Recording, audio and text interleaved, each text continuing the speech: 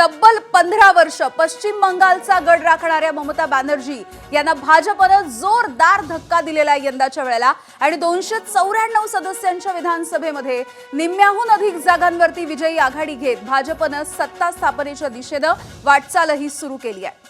मुख्यमंत्री ममता बॅनर्जी यांच्या तृणमूल काँग्रेस पक्षाची यंदाच्या निवडणुकीमध्ये मोठी पिछेहाट झाली आहे। गेल्या 1.5 दशकांपासून राज्यामध्ये तृणमूल काँग्रेसची एक हाती सत्ता होती आणि ममता बॅनर्जी यांचे बंगाल कार्ड या वेळेला मात्र अपयशी ठरलं। हेच चित्र सध्याच्या या निवडणुकीच्या निकालावरून दिसून येत आहे। बंगालमध्ये भाजपच्या विजयामध्ये सुवेंदू अधिकारी आणि दिलीप घोष यांची निर्णायक भूमिका राहिलेली आहे।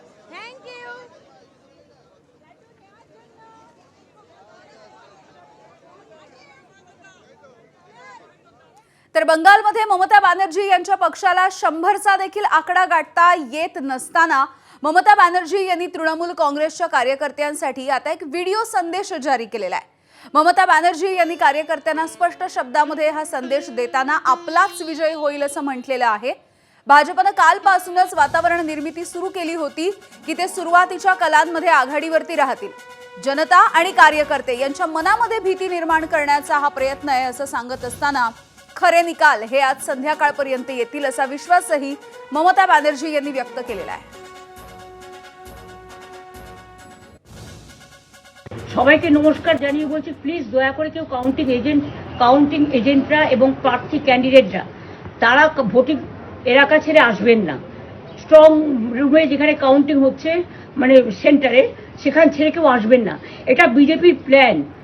প্রথম 2-3 রাউন্ডে আমি কালকে থেকেই বলছি যে ওদেরগুলো আগে দেখাবে আমাদেরগুলো পরে দেখাবে এবং অনেক জায়গায় 2-3 রাউন্ড কাউন্টিং করার পরে প্রায় 100টা জায়গায় কাউন্টিং বন্ধ করে রেখে দিয়েছে এবং কল্যাণীতে ধরা পড়েছে 7টা মেশিন যেখানে কোনো মিল নেই। এটা টোটাল ফোর্সফুলি সেন্ট্রাল ফোর্সকে দিয়ে চারিদিকে তৃণমূল কংগ্রেসের উপর অত্যাচার করছে, অফিস ভাঙছে, জোর করে দখল করছে। এসআইআর নামে আপনারা দেখেছেন ভোট লুট করেছে যাতে যে সিটগুলো জিততে পারে, কিন্তু এখনো এমন 70টা সিট আছে 100টা সিট আছে যেগুলো আমরা এগিয়ে আছি সেগুলো বলছে না।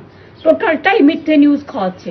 আগে ডিআইসিও এই খবরগুলো দিত কিন্তু তাকে কালকে চেঞ্জ করে দেওয়া হয়েছে।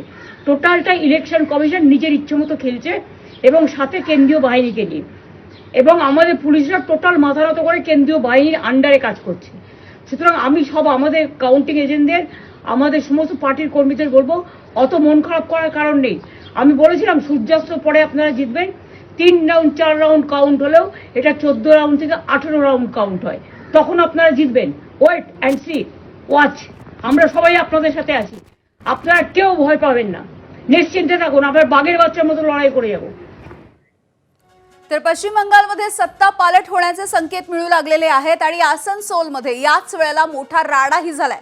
भाजप आणि तृणमूल काँग्रेस या दोन्ही पक्षांचे कार्यकर्ते हे आसनसोलमध्ये आमने सामने आले होते आणि आसनसोलमधल्या याच मतमोजणी केंद्राच्या बाहेर तृणमूल काँग्रेस आणि भाजपच्या कार्यकर्त्यांमध्ये जोरदार चकमक झालेली आहे। परिस्थिती इतकी हाताबाहेर गेली की या जमावाला पांगवण्यासाठी पोलिसांना लाठीचार्ज देखील करावा लागलाय।